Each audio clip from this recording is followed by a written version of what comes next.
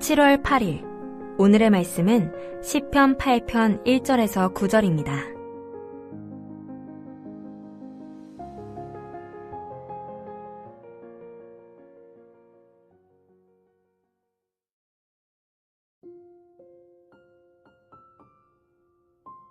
여호와 우리 주여, 주의 이름이 온 땅에 어찌 그리 아름다운지요. 주의 영광이 하늘을 덮었나이다. 주의 대적으로 말미암아 어린아이들과 젖먹이들의 입으로 권능을 세우시며 이는 원수들과 보복자들을 잠잠하게 하려 하심이니이다. 주의 손가락으로 만드신 주의 하늘과 주께서 베풀어 두신 달과 별들을 내가 보오니 사람이 무엇이기에 주께서 그를 생각하시며 인자가 무엇이기에 주께서 그를 돌보시나이까. 그를 하나님보다 조금 못하게 하시고 영화와 존귀로 관을 씌우셨나이다. 주의 손으로 만드신 것을 다스리게 하시고 만물을 그의 발 아래 두셨으니 곧 모든 소와 양과 들짐승이며 공중의 새와 바다의 물고기와 바닷길에 다니는 것이니이다. 여호와 우리 주여, 주의 이름이 온 땅에 어찌 그리 아름다운지요. 시편 8편을 읽으면 이제까지 시편의 흐름과는 다른 특이점이 보입니다. 먼저는 이제 3편부터 시작된 7편까지죠. 1인칭 화자 나를 시편 8편에서는 발견할 수가 없습니다. 그 자리를 1인칭 복수 소유격인 우리가 채우고 있죠. 야훼 우리 주님이시여 라고 했습니다. 어떤 변화죠. 이것은 이제 시편 8편 1절과 또 같은 내용을 반복하는 이제 8편 끝절, 아니 시편 8편 전체가 고백되고 울려 퍼졌던 그 삶의 자리가 공동체적인 자리임을 시사합니다. 언약 공동체가 뭐 하나님을 예배하던 곳에서 이 시가 불려졌다는 거죠. 그러면 이제 1인칭 화자인 나라는 표현이 나오는 시편들은 모두 개인적인 자리에서 QTC에 예를 들어 고백이 되었던 것인가, 8편부터 모여서 불렀던 건가요? 사실은 그렇지는 않겠습니다. 시편을 연구하는 학자들은 모든 시편이 그 이제 독일어로 시침 레벤이라는데 삶의 자리, 모든 시편의 그 삶의 자리가 제2적이라고 보고 있습니다. 어떤 절기나 예루살렘 성전에서 예배 가운데 고백되었던 그 모음집을 이제 시편으로 규정하고 있는 거죠. 때문에 이렇게 이해하시는 게 좋겠습니다. 이제 공동체적인 자리에서도 나는 나로 존재하죠. 내가 잃어버려지진 않으니까요. 그 공동체적인 혹은 예배의 자리에서 주의 백성은 3편부터 7편의 화자가 1인칭으로 표현된 내용들을 읊조리면서 개인으로서 자기 감정을 밀어 넣었을 겁니다.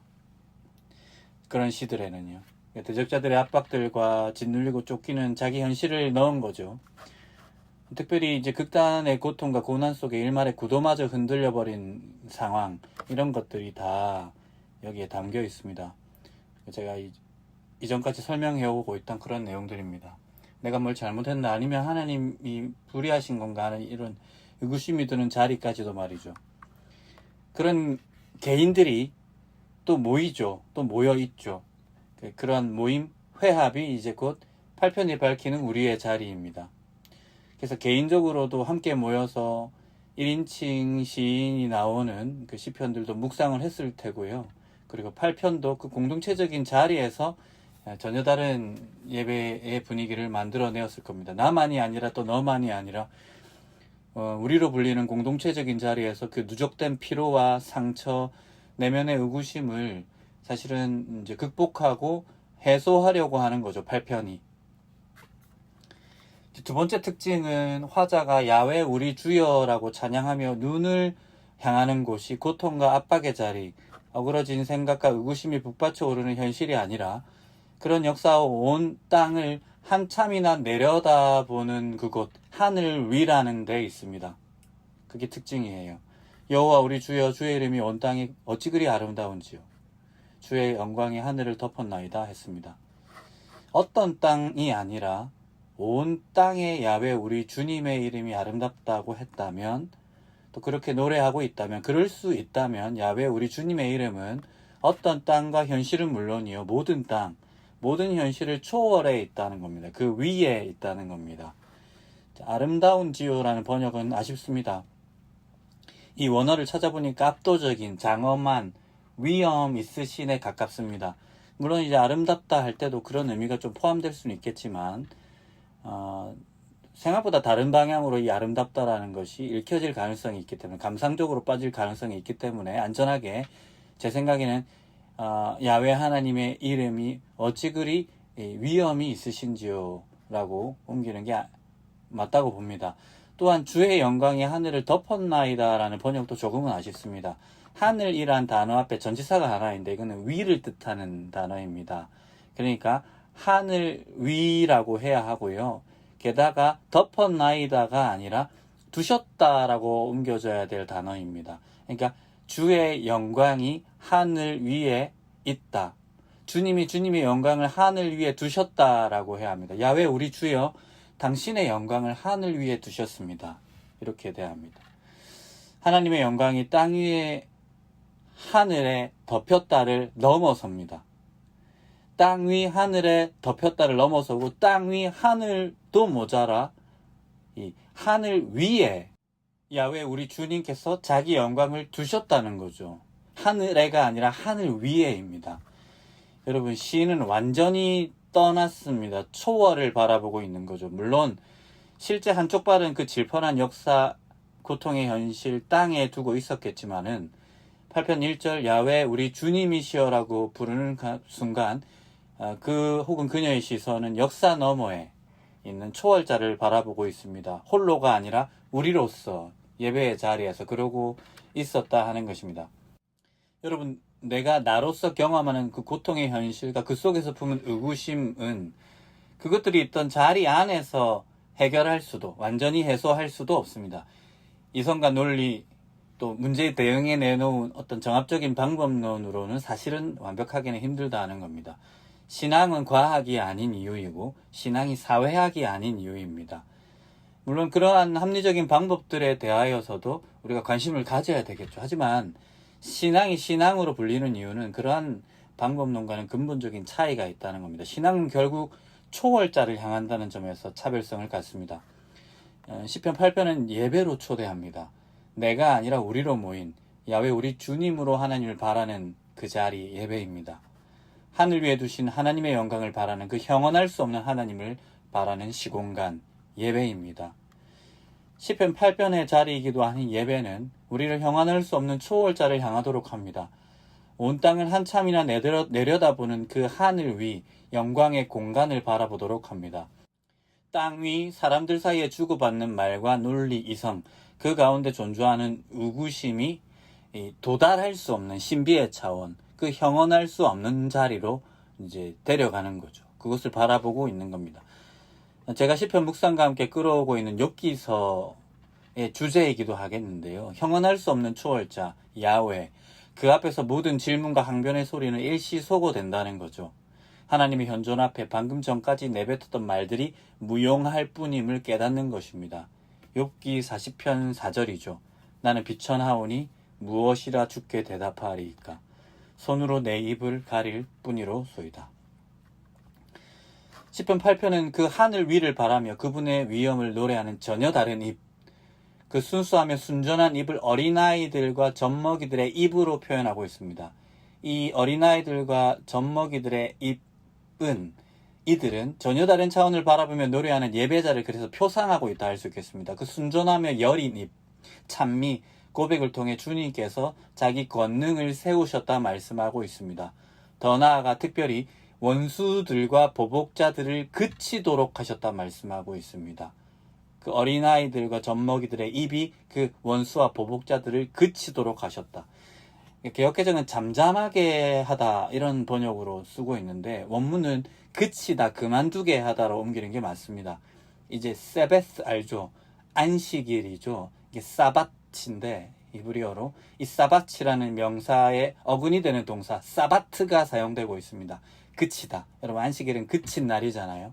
그러니까 이 젖먹이들과 어린아이들의 입이, 그 순전한 고백이 원수들을 그치도록, 그만두도록 하고 있다는, 하나님께서 그 젖먹이들과 그 순전한 예배자들의 고백, 그 입을 통하여서 그 원수들을 그치도록 하셨다는 겁니다. 여러분, 이제까지 하나님과 의롭고 무고한 하나님 백성을 향해 얼마나 많은 소음들을 냈습니까? 그 대적들이 말이죠. 우리가 그들의 맨 것을 끊자 했었고, 너는 하나님의 구원을 얻지 못한다 했었습니다. 오만한 자들이 얼마나 비웃었습니까? 의로운 길과 그 길을 가는 야훼 백성의 정체성을 뒤흔드는 말을 얼마나 많이 쏟아냈습니까? 그런 말, 아니 그 소음을 바라는 대적들을 그치게 하시되 무엇으로, 누구로요? 초월을 바라는 그 순전한 고백자들의 노래, 그 찬미를 통해 그 대적들을 그치도록, 그만두도록 하셨다는 겁니다. 그들이 그러한 무지한 말을 하지 못하도록, 그 오만한 자들의 폭력적인 말, 겁박의 말, 우리 존재와 정체성을 뒤흔드는 그 말을 막으셨다는 말이 되겠습니다. 또한 그 순전한 고백 찬미는 설명하기 힘든 고통의 현실에서 자라 만개한 신자 개인의 의구심을 그치게도 할 것입니다. 이것이 그치게의 어떤 중의적인 의미라고 저는 보고 있습니다. 하나님이 지금 나에게 분노하시는 건가? 내가 뭘 잘못해서 이러시는 건가 하는 그 어그러진 신학과 교조도, 나아가 그게 아니라면 하나님이 불의하신 건가 하는 이 내면 깊숙한 곳에서 북받쳐 오르는 의구심도 초월과 신비를 바라는 예배자의 고백, 그 예배를 통해서 그치게 된다 하는 것입니다. 또한 시인은 우리로 존재하는 예배의 자리에서 만물을 새롭게 보기 시작합니다.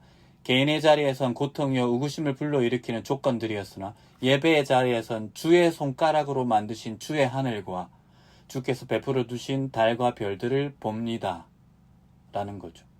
그것을 보는 순간 그랬더니 설명할 수 없는, 형언할 수 없는 감격과 감사가 차오르는 거죠. 내가 무엇이건데가 아니라 사람의 자리로 옵니다. 어떤 집합의 자리로 옵니다. 개인이 아니라 보편의 자리로 옵니다. 사람이 무엇이길래, 인자 사람의 아들이 무엇이라고 하늘 위에 자기의 영광을 두신 야훼께서 그 우리인 사람을 생각하시며 그 우리인 인자 사람의 딸들을 돌보신다는 겁니까? 하고 감격하고 있는 거죠. 특별히 여기서 생각하시며라는 표현은 출애굽기 2장 말미에 히브리인들이 이집트 사람들의 압제로 인해 부르짖었을 때 야훼께서 아브라함과 이삭과 야곱에게 하신 약속을 기억하셨더라 할 때 그 기억하더로 번역된 동일한 단어입니다. 이 기억은 당연히 정적인 어떤 관조적인 기억이 아닐 겁니다. 기억만 하고 아 맞다 하고 또 지나가는, 아무 행동을 하지 않게 만드는 그런 정적인 기억이 아니라 행동하게 만드는 기억, 방문하게 만드는 기억, 찾아오게 하는 기억입니다. 공교롭게 돌보시나이까로 번역된 원문이 이제 파카드, 방문하다, 찾아오다의 의미입니다. 찾아오다로 번역하는 게 훨씬 좋습니다. 돌보시는 것도 좋지만 이것은 출애굽과 공명하고 있거든요. 방금 설명드린 논조로 직역해드리면, 아니 하늘 위에 자기의 영광을 두신 분이, 창조주께서 뭐가 아쉬워서 이 땅에 부르짖는 사람의 소리를 들으시고 기억하시면 사람의 아들 인자를 찾아오셔서 그 우리를 돌보신다는 것입니까? 우리가 뭐라고 말입니다. 또한 시인은 하늘 위에 자기 영광을 두신 창조주가 그 기억하시며 방문하여 돌보신, 아니 돌보실, 어떤 의미에서는 사람을 만물 위에 주권자로 세우셨다고 선언하고 있습니다. 이 5, 6절이죠. 고통과 고난, 대적들이 쫓아오던 다급한 현실 속에서 흔들려 버렸던 언약 백성의 관점과 구도가 다시 다잡히는 순간입니다. 책망받고 있는 내가 아니라 하나님의 정의로우심, 그분의 선하심을 의심하는 그 개인으로서의 내가 아니라 창조주 하나님이 존귀하게 만물 위에 세우신 우리의 자리로 돌아오는 순간입니다. 예배자입니다. 나는 하나님의 형상을 덧입은 우리로서 존재하는 하나님 백성이다. 참다운 사람이다. 라는 이 주권자의 자리로 돌아오는 거죠. 7절, 통제 가능한 가축 곧 소와 양에서부터 통제 불가능한 들짐승에까지, 그리고 하늘 위에 계신 하나님 아래에 있는 공중의 새부터 통제 불가능한 저 미지의, 그래서 혼돈의 바닷속 생명체들까지 모조리 하나님께서 우리의 권한 아래에 두셨다고 고백하고 있는 겁니다. 예배의 자리에서 그 붕괴될 법한 정체성을 되찾는 것이죠. 창조주의 형상으로 지음받은 인간의 존엄을 지켜내는 순간입니다. 고통과 고난 속에 대적들에게 붙잡혀 사멸할 존재가 아니라, 그 의구심에 잠식당해 언약 백성에게 스스로 포기해버릴 존재가 아니라 영원히 하나님의 위엄 있는 이름을 노래하는 예배자의 정체성을 회복하는 거죠. 시편 8편은 그 전혀 달라진 회복의 존재로 1절을 반복하며 마치고 있습니다. 9절이죠. 야훼 우리 주여 당신의 이름이 온 땅에 어찌 그리 위엄이 있으신지요 라고 말입니다. 기도하겠습니다. 주님, 나의 삶이 흔들릴 때, 여러 소리와 의구심으로 신자의 관점이 흐릿해질 때 예배 자리에서 우리를 회복해 주십시오. 내가 누구인지, 우리가 무엇인지 초월자 하나님의 시선에서 다시 정리할 수 있게 해주십시오. 창조주 하나님의 시선에서 흔들렸던 고백을 다잡게 해주시고 우리를 기억하시며 방문하시고 찾아와 친절하게 돌보실 하나님을 찬양하게, 미리 앞서 찬양하게 해주십시오. 우리가 존엄한 하나님의 형상임을 잊어버리지 않게 해주십시오. 예수님의 이름으로 기도합니다. 아멘.